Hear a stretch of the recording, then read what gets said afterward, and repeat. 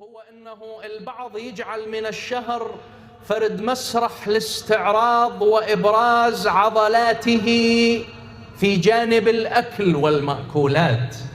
يعني مو تحس شهر رمضان، لا، تحس هذا شهر المطبخ، شهر الأكلات. يعني يكون التركيز على الأكل فيه أكثر من التركيز على عدم الأكل.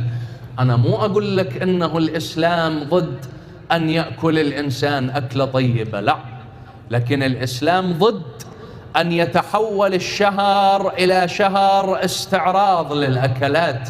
رسول الله صلى الله عليه وآله يقول: تذكروا بجوعه وعطشه جوع وعطش يوم القيامة.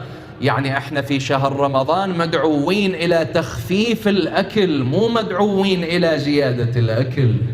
ما أدري شو تصير الشغلة عكسية يا جماعة، والله ما دا أفهم. تشوف البعض بالأيام العادية ما يأكل بقد شهر رمضان من يجي وينوع بالأكلات. طيب وين مواساة الفقير؟ تدري أكو عوائل والله ما عندها أكل تفطر بيه. أنا أوجه التحية والحب والاحترام